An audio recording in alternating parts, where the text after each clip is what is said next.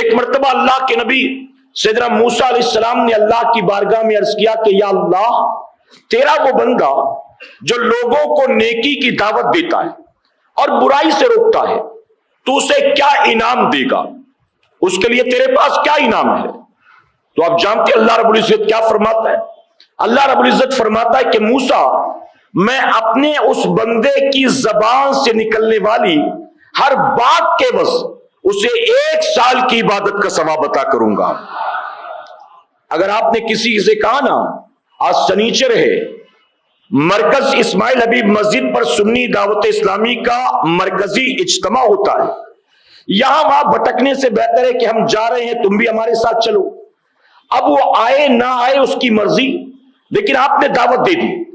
اب جتنی باتیں آپ نے کہی، آپ نے کاؤنٹ نہیں کیا اس کو۔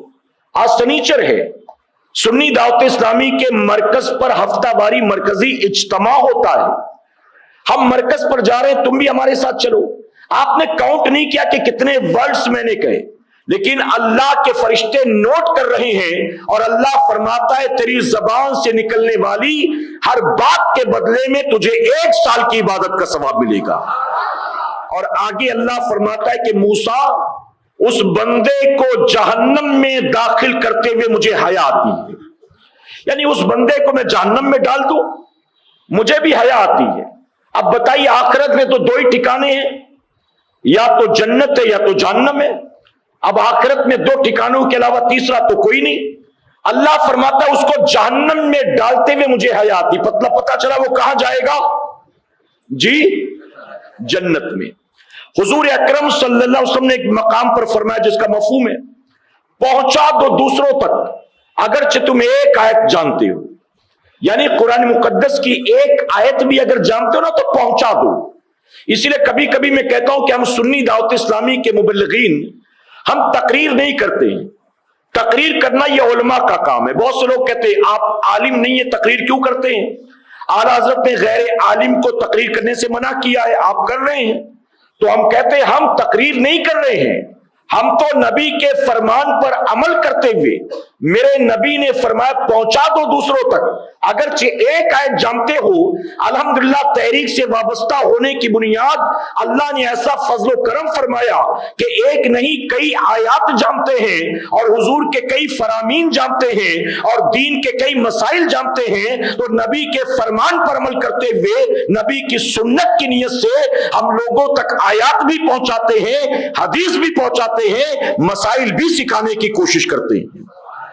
تو ہم اس نیت سے یہ کام کر رہے ہیں، ہم نہیں کہتے کہ ہم تقریر کر رہے ہیں۔ میرے پیارے آقا کے پیروانوں، تو حضور اکرم صلی اللہ علیہ وسلم نے ایک مقام پر فرمایا کہ ہر مسلمان مبلغ ہے، ہر مسلمان۔ تو پتہ چلا ہر مسلمان کی یہ ڈیوٹی ہے کہ وہ لوگوں کو نیکی کی دعوت دے اور برائی سے منع کرے، ہر مسلمان کی ڈیوٹی۔ ایک مرتبہ حضور اکرم صلی اللہ علیہ وسلم صحابہ اکرام کے ساتھ تشریف فرما تھے۔ حضور اکرم صلی اللہ علیہ وسلم صحابہ اکرام سے ان کی پرسنل لائف کے بارے میں بات چیت کر رہے تھے، اور یہ بھی میرے نبی کی سنت ہے۔ کبھی کبھی میں ساتھیوں سے کہتا ہوں، ایک ساتھی ہم سے 5 سال سے وابستہ ہے تحریک سے، یہ 5 سال پرانا ساتھی، یہ 10 سال پرانا ساتھی، یہ 12 سال پرانا ساتھی۔ ہمارے تحریک میں ہمارے کئی ساتھی ہیں، ہمیں ان کی پرسنل لائف کے بارے میں کچھ بھی نہیں معلوم۔ ہم یہ سوچتے کون انٹرفیئر کرے، ہم کو کیا لینا دینا، تحریک کے ساتھی ہیں، تحریک کے کاموں سے تعلق ہے، اس کے علاوہ ہم کو کیا لینا دینا۔ میرے پیارے آقا کے پیروانوں، جب کہ میں اپنے ساتھیوں کی تربیت کرتے وقت یہ بات کہتا ہوں، حضور اکرم صلی اللہ علیہ وسلم تو صحابہ اکرام سے اتنا اٹیچ تھے کہ میرے نبی تو فجر کی نماز کے بعد اپنے صحابہ سے ان کے خواب بھی پوچھا کرتے تھے۔ صرف فیملی لائف نہیں، فائنینشل پوزیشن نہیں، روزی روٹی کاروبار ہی نہیں، تم نے آج رات کوئی خواب دیکھا ہے تو مجھے بتاؤ، اور پھر صحابہ اپنے خواب بیان کرتے اور میرے نبی خواب کی تعبیر بتایا کرتے تھے۔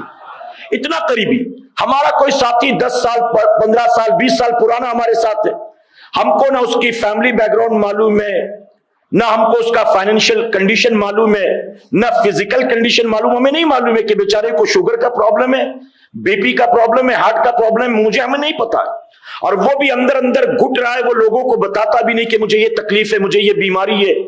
میں زیادہ چل نہیں سکتا، میں زیادہ بول نہیں سکتا، میں زیادہ دیر بیٹھ نہیں سکتا، میں زیادہ دورے نہیں کر سکتا. وہ بولتا نہیں ہے، اندر اندر وہ گھٹ رہا ہے، اس کو یہ پرابلم، ہمیں بھی نہیں پتا. ہم اپنے ساتھیوں سے کام کی بڑی توقع رکھتے ہیں. تو نے جمعہ میں اعلان کے لیے پرچہ کیوں نہیں دیا؟ نہیں دینا تھا تو ذمہ داری کیوں لی؟ رات کو سارے پوسٹر لگانے گئے تھے، تم پوسٹر لگانے کیوں نہیں آئے؟ ہفتہ واری اجتماع میں سارے آئے تھے، تم کیوں نہیں آئے؟ مرکز پر 2 ہفتے سے دیکھ رہا ہوں تم آ ہی نہیں رہے ہو. اب ہمیں پتہ ہی نہیں کہ یار وہاں فیملی کے معاملات کیا چل رہے ہیں، ہمیں پتہ ہی نہیں ہے کہ گھر میں ڈسٹرب ہے وہ فیملی لائف کی وجہ سے، ماں باپ ناراض ہیں یا بیوی بچے ناراض ہیں. ہمیں پتہ ہی نہیں کہ بیچارہ لاک ڈاؤن کے بعد سے بے روزگار ہے، اس کے حالات ہی اچھے نہیں ہے، پریشان ہے، وہ ہاتھ پھیلاتا نہیں، اپنی حاجتیں بیان کرتا نہیں، کسی کو بتاتا نہیں اپنی تکلیفیں، اور ہمیں کوئی لینا دینا بھی نہیں ہے اس کو کوئی تکلیف ہو کسی طرح کی بھی. بے روزگار ہے، کھا پی کر آیا، گھر میں 3 دن سے چولہا نہیں جلا، بچے کی طبیعت خراب ہے، 3 مہینے سے بیچارہ پریشان ہے، بچوں کی فیس نہیں بھر سکا ہے، گھر والا پریشان کر رہا ہے، گھر کا کرایہ نہیں دے پا رہا ہے. کتنے ٹینشن، ہم کو لینا دینا ہی نہیں ہے. ہم کو تو صرف مرکز پر کیوں نہیں آیا؟ جمعہ میں اعلان کے لیے پرچہ کیوں نہیں دیا؟ سارے گئے تھے پوسٹر لگانے، تو پوسٹر لگانے کیوں نہیں آیا؟ میرے آقا صلی اللہ علیہ وسلم صحابہ سے مخاطب ہے، فرماتے تم کیا کرتے ہو؟ ایک صحابی رسول نے عرض کیا کہ یا رسول اللہ صلی اللہ علیہ وسلم میں کڑیے کا کام کرتا ہوں، مکان بناتا ہوں لوگوں کے. تو حضور اکرم صلی اللہ علیہ وسلم نے فرمایا کہ جب تم یہ کام کیا کرو نا تو تم نیت کر لیا کرو کہ تم اللہ کے خلیل ابراہیم علیہ السلام کی سنت پر عمل کر رہے ہو، کہ ابراہیم علیہ السلام نے زمین پر اللہ کا گھر خانے کعبہ تعمیر کیا تھا. تو یہ مکان بنانا خلیل کا طریقہ ہے، خلیل کی سنت ہے. تم نیت کر لیا کرو، اللہ تمہیں روزی بھی دے گا، برکت بھی دے گا، اور خلیل کی سنت پر عمل کرنے کی نیت کے عوض اللہ ثواب بھی عطا فرمائے گا. اب وہ خوش ہو گئے کہ چلو جو روزی روٹی جو پیشہ تھا اب اس میں ثواب کا بھی اضافہ ہو گیا صرف نیت کی وجہ سے. دوسرے نے کہا یا رسول اللہ صلی اللہ علیہ وسلم میں لوگوں کے کپڑے سلتا ہوں، درزی کا کام کرتا ہوں. تو حضور اکرم صلی اللہ علیہ وسلم نے فرمایا کہ تم یہ نیت کر لیا کرو کہ میں اللہ کے نبی ادریس علیہ السلام کی سنت پر عمل کر رہا ہوں، کہ ادریس علیہ السلام بھی لوگوں کے کپڑے سلتے تھے. اللہ روزی میں برکت بھی دے گا، اللہ نیت کے عوض تمہیں ثواب بھی عطا فرمائے گا. کسی نے کہا میں لوہے کا کام کرتا ہوں، لوہے کی چیزیں بناتا ہوں استعمال کی. تو حضور اکرم صلی اللہ علیہ وسلم نے فرمایا تم نیت کر لیا کرو کہ تم داؤد علیہ السلام کی سنت پر عمل کر رہے ہو. کسی نے عرض کیا میں لکڑی کی چیزیں بناتا ہوں، لکڑی کے استعمال کی چیزیں. حضور اکرم صلی اللہ علیہ وسلم نے فرمایا تم نیت کر لیا کرو کہ تم اللہ کے نبی نوح علیہ السلام کی سنت پر عمل کر رہے ہو، کہ نوح علیہ السلام نے اللہ کے حکم پر لکڑی کی کشتی تیار کی تھی. تو اللہ رزق میں برکت بھی دے گا، نیت کے عوض ثواب بھی عطا فرمائے گا. سارے خوش ہو رہے تھے سن کر. ایک صحابی رسول کونے میں چپ چاپ بیٹھے تھے. حضور اکرم صلی اللہ علیہ وسلم نے فرمایا تم کیا کرتے ہو؟ عرض کرتے ہیں یا رسول اللہ صلی اللہ علیہ وسلم بہت دنوں سے پریشان ہوں، کوئی کام ہی نہیں مل رہا ہے، فی الحال جاب لیس ہوں، کوئی نوکری نہیں ہے، پریشان ہوں، ڈھونڈ رہا ہوں. تو حضور اکرم صلی اللہ علیہ وسلم فرماتے ہیں کہ تم ایک کام کرو، تم لوگوں کو نیکی کی دعوت دیا کرو اور برائی سے روکا کرو، کہ یہ تمام نبیوں کے امام کی سنت مبارکہ ہے. تم لوگوں کو نیکی کی طرف بلایا کرو، برائی سے روکا کرو. یہ سارے انبیاء کی بھی سنت ہے اور یہ امام الانبیاء کی بھی سنت ہے. تو آپ بتائیے جو کاروبار کرتے ہو وہ کاروبار کرتے کرتے بھی یہ کام کر سکتے ہو کہ نہیں کر سکتے ہو؟ میں یہاں ایک بات عرض کر دوں، میرے پیارے آقا علیہ الصلوۃ والتسلیم کے پیروانوں، بہت معذرت کے ساتھ کبھی کبھی ہم نے یہ دیکھا ہے کہ ہمارا خوش عقیدہ سنی مسلمان بھائی کبھی بد عقیداؤں کے درمیان پھنس جائے، یا اس کا کوئی کلائنٹ بد عقیدہ ہو یا اس کا باس بد عقیدہ ہو، تو ہمارا خوش عقیدہ سنی یہ ظاہر کرنے سے کتراتا ہے کہ اس کو پتہ چل جائے کہ میں سنی ہوں، کہ اس کو پتہ نہ چل جائے کہ میں سنی ہوں. کبھی ان کی مسجد میں چلا گیا اور اقامت نماز کے وقت چلا گیا، نمازی تھا، اقامت میں سارے کھڑے ہو گئے تو وہ بھی ان کو دیکھ کر کھڑا ہو جائے گا کہ اگر میں بیٹھا رہا تو کوئی مسئلہ نہ ہو جائے، کوئی فتنہ نہ ہو جائے. غلط تو نہیں کہہ رہا ہوں میں. اور اگر مان لیجئے ان میں سے کوئی ہماری مسجد میں آ جائے، سارے بیٹھے رہیں گے لیکن وہ بیٹھا رہے گا، وہ اکیلا ہی صحیح کھڑا ہو جائے گا، وہ نہیں بیٹھتا، وہ کھڑا ہو جاتا ہے. تو ہم گھبراتے ہیں اپنی سنیت کو لوگوں پر ظاہر کرنے سے کہ کسی کو پتہ نہ چل جائے کہ میں سنی ہوں، ورنہ پتہ نہیں ریئیکشن کیا ہوگا، کاروبار کا کیا ہوگا، رشتہ داری کا کیا ہوگا، نوکری کا کیا ہوگا، انٹرویو کا کیا ہوگا۔ میرے پیارے آقا کے پیروانوں، جبکہ باطل عقیدے والے نہیں گھبراتے، بلکہ میں نے تو خود دیکھا ہے، اگر کوئی بد عقیدہ کسی بھی فرقے سے تعلق رکھتا ہو، کسی کالج میں پروفیسر ہوگا تو لیکچر دیتے دیتے اپنے عقیدے کی بات شروع کر دے گا۔ وہ اگر کسی اسکول میں ٹیچر ہوگا تو بچوں کو ہسٹری، جیوگرافی، سائنس، میتھس، جو بھی سبجیکٹ ہو اس کا، وہ سبجیکٹ پڑھاتے پڑھاتے کسی نہ کسی طرح سے وہ اپنے عقیدے کی بات لانے کی کوشش کرے گا، اور وہ چاہے گا کہ ان کو بھی ڈائیورٹ کروں، ان کو بھی موٹیویٹ کروں اور ان کو بھی اپنے ساتھ لوں۔ میں نے تو باقاعدہ جم کے اندر دیکھا، ایک ٹرینر، لوگ جم کے اندر ایکسرسائز کر رہے ہیں اور وہ ٹرینر ہے، اس کی وہاں نوکری ہے کہ لوگوں کو انسٹرکٹ کرے کہ تم یہ جو کر رہے ہو غلط ہے، اس کو ایسے کرو، یہ سیٹ 10 سیٹ کرو، یہ 20 سیٹ کرو، تم یہ ایسے کرو ایسے کرو، جس کا جاب یہ ہے۔ تو وہ لوگوں کو انسٹرکشن دیتے دیتے کہتا ہے چند لوگوں کے پاس جا کر کہ دنیا میں اپنی بیلڈ بنانے کے لیے، اپنی صحت بنانے کے لیے اتنی محنت کر رہے ہو، روزانہ فجر کی نماز کے بعد جم پابندی سے آتے ہو، 2-2 گھنٹے ایکسرسائز کرتے ہو، ویٹ لفٹنگ کرتے ہو، وزن اٹھاتے ہو، اپنی صحت کے لیے کتنی محنت کرتے ہو، اپنی آخرت کے لیے کب سے کہہ رہا ہوں 3 دن کے لیے چلو، لیکن تم چلنے کو تیار نہیں ہو۔ یہ تو دنیا کے لیے اتنی محنت کرو، قبر کے لیے 3 دن نہیں چل سکتے ہو۔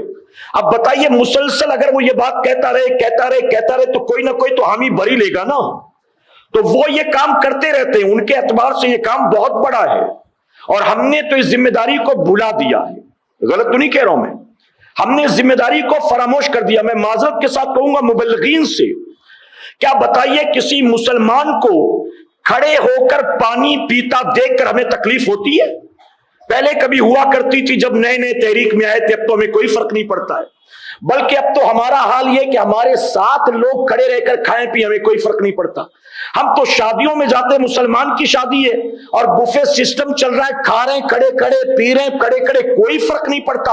میرے پیارے آقا کے پیروانوں، ہم سے مصافحہ کرنے کے لیے لوگ آتے ہیں، ہاتھ میں 4-4 انگوٹھیاں پہن کر، کڑے پہن کر، ہاتھ میں ڈورے دھاگے باندھ کر، ہاتھ میں بریسلٹ پہن کر، گلے میں سونے کی چین پہن کر، اور ہم میں جرت نہیں ہوتی کہ ان کو کہیں کہ یہ نبی کریم صلی اللہ علیہ وسلم نے حرام قرار دے دیا، یہ کیا پہن رکھا تو؟ مسلمان کا بچہ ہو کر تو اللہ کے نبی کے فرمان کے خلاف کام کرتا ہے، جبکہ میرے نبی نے فرمایا پہنچا دو دوسروں تک اگرچہ ایک آیت جانتے ہو۔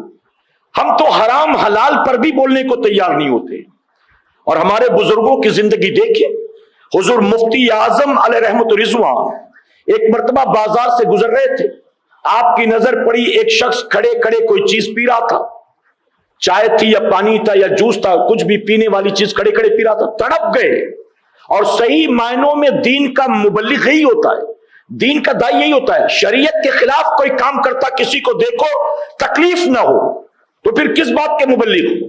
نبی کی سنتوں کو اپنی آنکھوں کے سامنے پامال ہوتا دیکھو اور تکلیف نہ ہو تو کس بات کے مبلغ ہو؟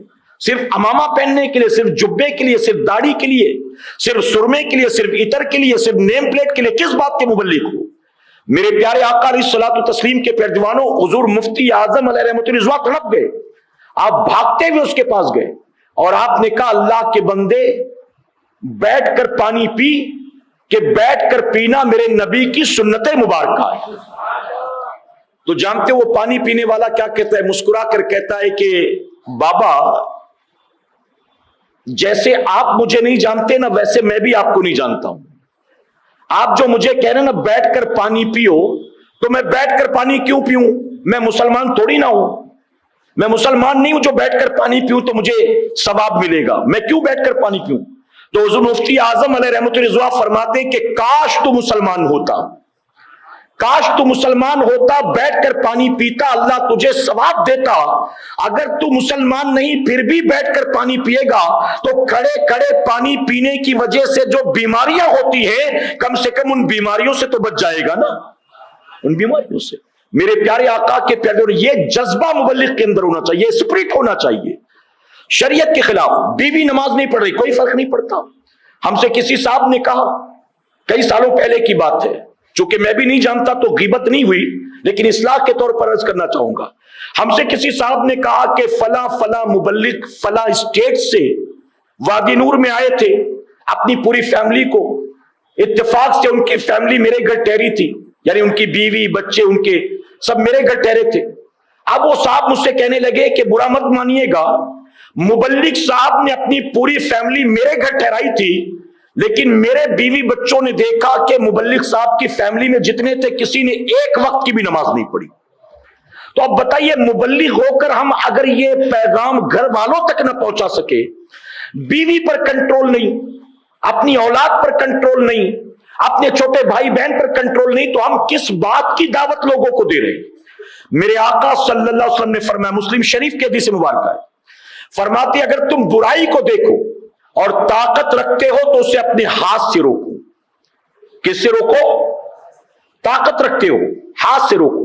और फरमाते हाथ से रोकने की ताकत नहीं रखते तो बुराई को जबान से बुरा कहो कि यार ये गलत है, ये तुमने जो किया ना सही नहीं है, ये जो तुम कर रहे हो ना ऐसा नहीं करना चाहिए, जबान से बुरा कहो।